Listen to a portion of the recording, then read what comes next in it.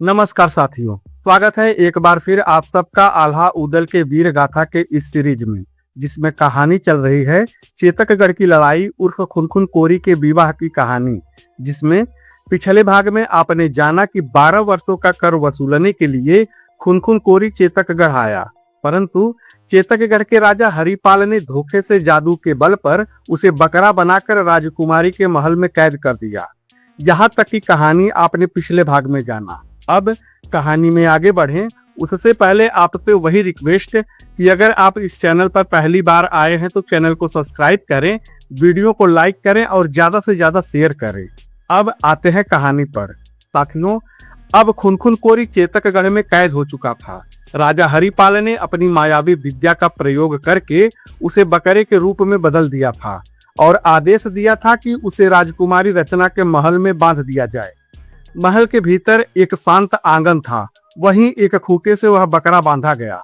परंतु उस रूप के भीतर अब भी वही वीर खुनखुन कोरी की आत्मा थी, जिसने कुछ ही समय पहले चेतकगढ़ के राज दरबार में अकेले ही सैनिकों को ललकार दिया था। राजकुमारी रचना प्रतिदिन उस आंगन में आती और स्वयं अपने हाथों से उसे हरी घास खिलाती, पानी पिलाती और उसके सिर पर हाथ फेरती। बाहरी दुनिया के लिए वह भले ही एक साधारण बकरा था, पर राजकुमारी जानती थी कि उसके भीतर वही निर्भीक योद्धा छिपा है, जिसने अपने साहस और पराक्रम से उनके मन में स्थान बना लिया था। राजकुमारी रचना ने उसकी सेवा में कभी कोई कमी नहीं आने दी। वह जब भी उसके पास बैठती तो उसके मन में एक ही विचार उठता कि कितना अद्भुत है यह भाग्य। जिस वीर को मैंने पहली बार मंदिर में देखा, जिसकी पहली नजर और मुस्कान ने मेरे मन पर गहरी छाप छोड़ी, वही आज मेरे महल में है, भले ही किसी और रूप में। इधर बकरा बने खुनखुन को भी राजकुमारी की नजदीकी अच्छी लग रही थी, परंतु वह कुछ कह नहीं पा रहा था। दिन धीरे धीरे बीतने लगे। एक दिन, 2 दिन और फिर तीसरा दिन भी बीत गया, पर राजकुमारी के मन में चिंता नहीं थी। उसे पूरा विश्वास था कि यह रहस्य अधिक दिनों तक छिपा नहीं रहेगा। उसने मन ही मन सोचा कि कभी न कभी खुनखुन के हाल की खबर अवश्य कन्नौज के लश्कर तक पहुंचेगी, और जब राजकुमार लाखन राणा को इस बात का पता चलेगा तो वे महोबा के वीर आल्हा और उदल के साथ यहाँ अवश्य आएंगे, और उस दिन चेतकगढ़ की धरती फिर एक बड़े संग्राम की साक्षी बनेगी। राजकुमारी का यह विश्वास निराधार भी नहीं था, क्योंकि उधर घाघरा नदी के तट पर कन्नौज का विशाल लश्कर डेरा डाले बैठा था। वहां आल्हा, उदल, लाखन राणा और अन्य सूरवीर अपने अगले अभियान की योजना बना रहे थे। परंतु खुनखुन कोरी को चेतकगढ़ भेजे 3 दिन हो चुके थे और अभी तक उसका कोई समाचार नहीं आया था। शुरू में सबने सोचा कि शायद वार्ता चल रही होगी या फिर चेतकगढ़ का राजा सोच विचार कर रहा होगा, पर जब तीसरे दिन भी खुनखुन वापस नहीं पहुंचा तो शिविर में बेचैनी फैलने लगी। सैनिक आपस में चर्चा करने लगे। लाखन राणा का भी चेहरा गंभीर हो गया और आल्हा उदल भी अब समझ चुके थे कि चेतकगढ़ में कुछ न कुछ अवश्य घटा है।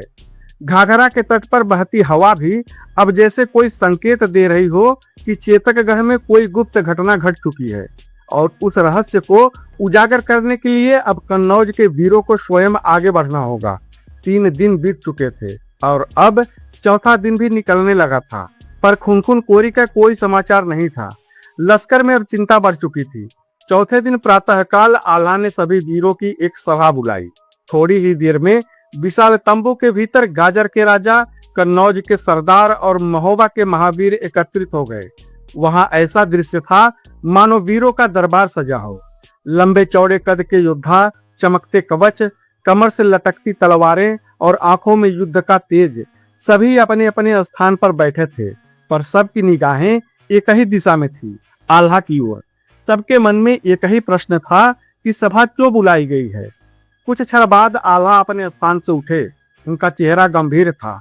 उन्होंने सभा की ओर देखा और गंभीर स्वर में बोले, वीरों, आप सब जानते हैं कि चेतकगढ़ से 12 वर्षों का कर वसूलने के लिए खुनखुन कोरी को वहां भेजा गया था, पर आज चौथा दिन हो गया, न तो वह लौटा और न ही उसका कोई समाचार आया। इतना कहकर आल्हा कुछ क्षण के लिए शांत हो गए। तंबू के भीतर सन्नाटा छा गया। फिर उन्होंने आगे कहा कि मुझे आशंका हो रही है कि या तो राजा हरिपाल ने उसे कैद कर लिया है या फिर वह किसी बड़ी मुसीबत में पड़ गया है, और यह भी संभव है कि चेतकगढ़ के राजा ने उसकी हत्या ही करवा दी हो। ये शब्द सुनते ही सभा में बैठे कई वीरों की भ्रिकुटी तन गई। कुछ ने तलवार की मुठ कसकर पकड़ ली, परंतु आल्हा ने हाथ उठाकर सबको शांत किया और बोले, इसी कारण यह सभा बुलाई गई है। हमें यह जानना आवश्यक है कि खुनखुन कोरी किस स्थिति में है, तभी हम आगे की रणनीति बना पाएंगे। अब तंबू के भीतर बैठे सभी योद्धा एक दूसरे का चेहरा देखने लगे। चेतकगढ़ जाना आसान नहीं था। वह एक सुदृढ़ किला था और वहां जाना सीधे शत्रु के बीच जाने के जैसा था। कुछ क्षणों का मौन छाया रहा। कभी आल्हा ने फिर ऊंचे स्वर में कहा, तो बताइए, क्या आप सब में कोई ऐसा वीर है जो चेतकगढ़ जाकर खुनखुन कोरी का समाचार लेकर आए? इतना कहते ही पूरा तंबू जैसे स्तब्ध हो गया। हर मोर्चा सोच में डूब गया, क्योंकि यह कार्य केवल साहस का नहीं, जीवन मरण का भी प्रश्न था। आल्हा की बात समाप्त होते ही सभा में गहरा मौन छा गया। इतने बड़े और सुरक्षित किले चेतकगढ़ में जाना कोई साधारण काम नहीं था। वहां जाना मानो शेर के मुंह में हाथ डालने जैसा था। कुछ क्षण तक कोई भी वीर आगे नहीं बढ़ा। सभी एक दूसरे का चेहरा देखने लगे। तभी अचानक सभा के बीच से एक मजबूत कदकाठी का योद्धा उठ खड़ा हुआ। वह था मदन गड़ेरिया। उसने आगे बढ़कर हाथ जोड़कर कहा, महावीर आल्हा, खुनखुन कोरी का समाचार लाने मैं जाऊंगा। उसके शब्द सुनते ही सभा में हलचल सी मच गई। सभी की निगाहें उसकी ओर मुड़ गई। तभी मदन ने आगे कहा, परंतु चेतकगढ़ में सीधे योद्धा बनकर जाना संभव नहीं है। मुझे वहां सपेरे का वेश बनाकर जाना होगा। इसके लिए मुझे एक बीन और कुछ सांपों की आवश्यकता पड़ेगी। मदन गड़ेरिया के इस साहस और बुद्धि को देखकर आल्हा के चेहरे पर संतोष की झलक आ गई। उन्होंने कहा, ठीक है मदन, तुम तुरंत जाने की तैयारी करो। मैं अभी तुम्हारे लिए इन सब सामानों का प्रबंध करता हूँ। फिर क्या था, आदेश मिलते ही सैनिक दौड़ पड़े और थोड़ी ही देर में आवश्यक सामान तंबू में लाकर रख दिया गया।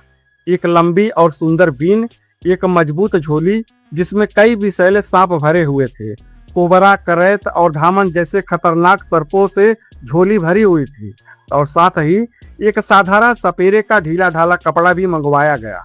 मदन गड़ेरिया ने बिना देर किए अपना योद्धा वेश उतार दिया और फिर उसने सपेरे का खुरदुरा कुर्ता पहना, सिर पर रंगीन कपड़े की पगड़ी बांधी और कमर में एक पुराना कपड़ा कस लिया ताकि वह बिल्कुल साधारण सपेरा लगे। पर वह केवल सपेरा नहीं था, वह एक वीर योद्धा भी था। इसलिए उसने अपनी तेज तलवार को सावधानी से झोली के भीतर छिपा लिया ताकि आवश्यकता पड़ने पर वह तुरंत उसका प्रयोग कर सके।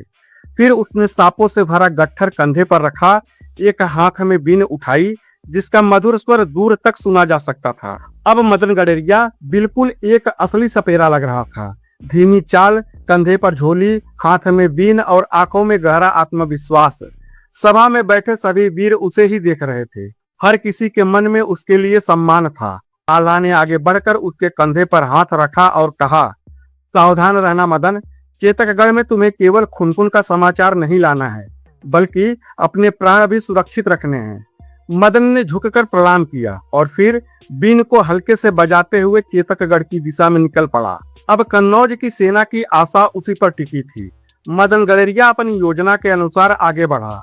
वह घाघरा नदी को पार करके धीरे धीरे चेतकगढ़ की सरहद में प्रवेश कर गया। अब वह पूरी तरह से एक साधारण सपेरे की तरह व्यवहार कर रहा था। मदन गांव गांव घूमने लगा। कहीं वह चौपाल पर बैठ जाता, कहीं किसी चौराहे पर। वह अपनी बीन बजाता और झोली से एक एक करके सांप निकालकर लोगों को उनका खेल दिखाने लगता।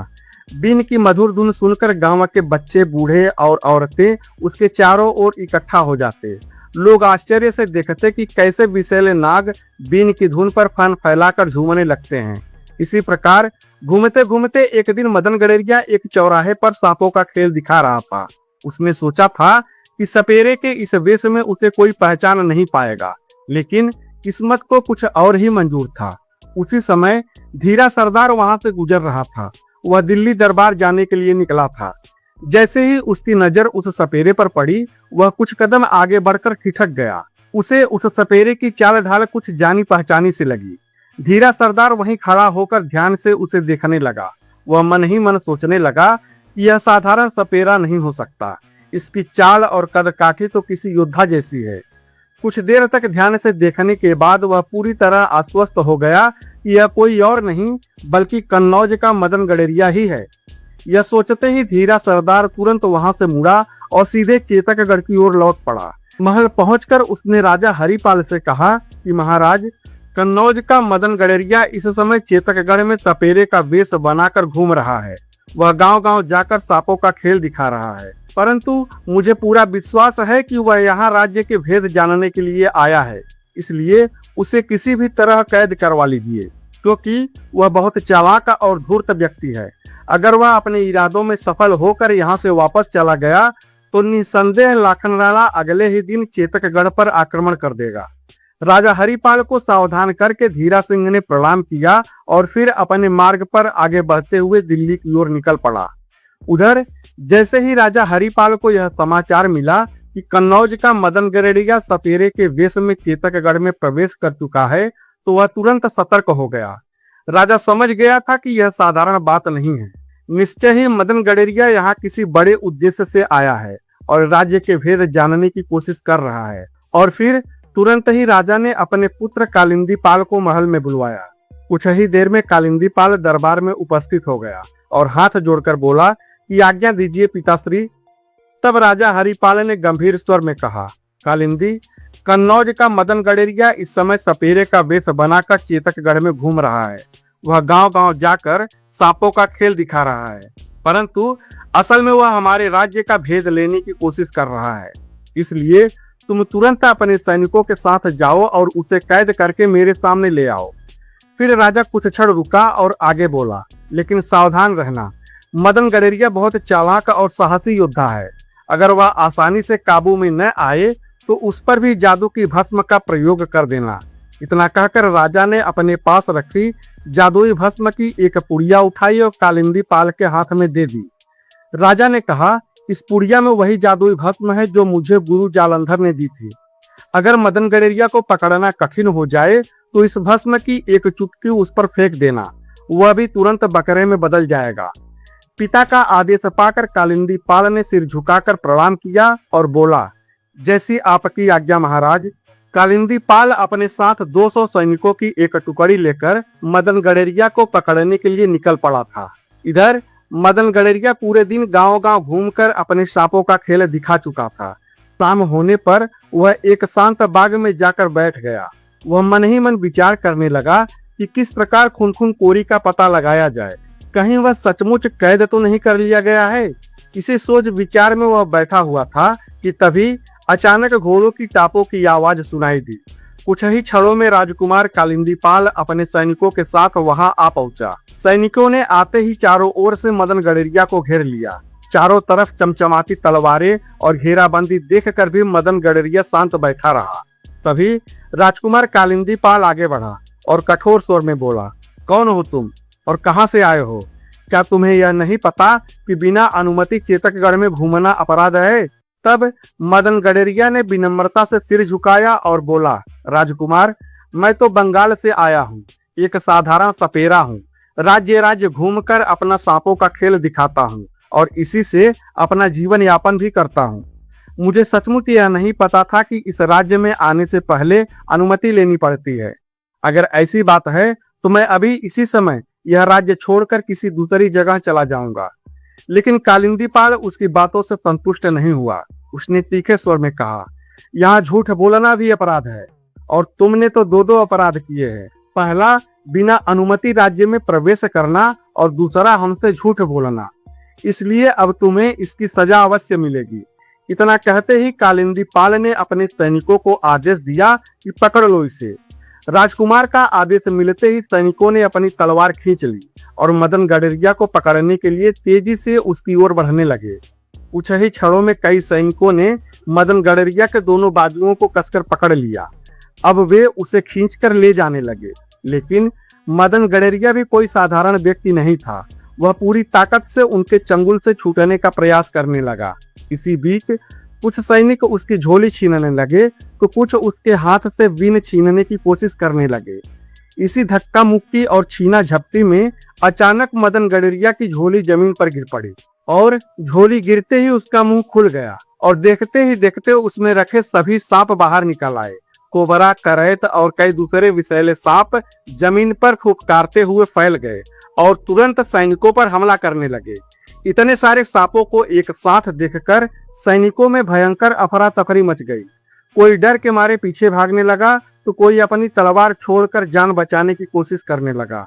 इसी अफरा तफरी का फायदा उठाकर मदन गडरिया सैनिकों की पकड़ से छूट गया और जैसे ही वह आजाद हुआ उसने बिना एक पल गवाए अपनी झोली के भीतर छिपी तलवार खींच ली और अब वह फिर से एक वीर योद्धा बन चुका था। अकेला मदन गडरिया 200 सैनिकों के जत्थे के सामने खड़ा था, पर उसके चेहरे पर जरा भी भय नहीं था। फिर क्या था, कुछ ही क्षणों में वहां भीषण युद्ध शुरू हो गया। मदन गडरिया अपनी तलवार को इतनी तेजी से घुमा रहा था कि उसकी चमक चारों ओर बिजली की तरह कौध रही थी। जो भी सैनिक उसके पास आने की कोशिश करता वह उसकी तलवार के एक ही वार से जमीन पर गिर पड़ता। कभी वह बाएं वार करता तो कभी दाएं और कभी कभी हवा में उछलकर तलवार चलाता था। उसकी फुर्ती और पराक्रम देखकर सैनिक घबरा उठे। इतने सारे सैनिक होने के बावजूद भी कोई उसके पास पहुंच नहीं पा रहा था। जो भी आगे बढ़ता वह घायल होकर पीछे हट जाता। कुछ ही देर में मैदान का दृश्य बदल गया। चारों ओर घायल सैनिक कराह रहे थे और बाकी सैनिक डर के मारे पीछे हटने लगे। अकेला मदन गडरिया चेतकगढ़ के 200 सैनिकों पर भारी पड़ रहा था। उसकी वीरता देखकर स्वयं राजकुमार कालिंदी पाल भी आश्चर्य में पड़ गया। अपने सैनिकों की यह दयनीय हालत देखकर राजकुमार कालिंदी पाल के होश उड़ गए। अब उसे पूरी तरह समझ आ गया था कि यह कोई साधारण सपेरा नहीं बल्कि बहुत ही पराक्रमी योद्धा है। अगर उसे अभी नहीं रोका गया तो वह सारे सैनिकों को परास्त कर देगा। यह सोचकर कालिंदी पाल ने बिना देर किए अपने वस्त्रों में रखी जादू की पुड़िया निकाल ली। उसने पुड़िया खोली, उसमें से भस्म की एक चुटकी अपने हथेली पर रख ली और धीरे धीरे कुछ मंत्र बुदबुदाने लगा। फिर अवसर देखते ही उसने वह जादुई भस्म मदन गडरिया की ओर फेंक दी। जैसे ही भस्म मदन गडरिया पर गिरी, अचानक वहां धुएं का एक घना बवंडर उठ खड़ा हुआ और कुछ क्षणों के लिए चारों ओर धुंध ही धुंध फैल गई। सैनिक आश्चर्य से उस दृश्य को देखने लगे और जब धुआं छटा तो सबकी आंखें फटी की फटी रह गई। जहां कुछ ही क्षण पहले वीर मदन गडरिया तलवार चलाता खड़ा था, वहां अब एक बकरा खड़ा था। जादुई भस्म के प्रभाव से मदन गडरिया भी बकरे के रूप में बदल चुका था। यह दृश्य देखकर कालिंदी पाल के चेहरे पर संतोष की मुस्कान आ गई। वह आगे बढ़ा, उस बकरे का कान पकड़ लिया और उसे खींचता हुआ महल की ओर चल पड़ा। कुछ ही देर में वह महल पहुंच गया। महल के भीतर जिस स्थान पर पहले से खुनखुन कोरी को जादू से बकरा बनाकर बांधा गया था, उसी स्थान पर मदन गडरिया बने बकरे को भी लाकर बांध दिया गया। इसके बाद कालिंदी पाल ने तुरंत यह समाचार राजा हरिपाल तक पहुंचा दिया कि कन्नौज का मदन गडरिया भी अब पकड़ा जा चुका है और जादू की भस्म से उसे भी बकरा बना दिया गया है। साथियों, क्या आल्हा उदल को चेतकगढ़ में घट रहे इस घटनाक्रम की जानकारी मिलेगी? क्या आल्हा उदल मदन गडरिया और खुनखुन कोरी को सुरक्षित यहां से निकाल पाएंगे? और आल्हा उदल को इस घटना की जानकारी कैसे मिलेगी? ऐसे ही तमाम सवालों के जवाब जानने के लिए हमारे साथ बने रहें। हमारे चैनल हिंदीवादी ज्ञान को सब्सक्राइब करें, वीडियो को लाइक करें और ज्यादा से ज्यादा शेयर करें। पीछे की कहानी जानने के लिए प्लेलिस्ट अवश्य देखें। धन्यवाद। जय हिंद।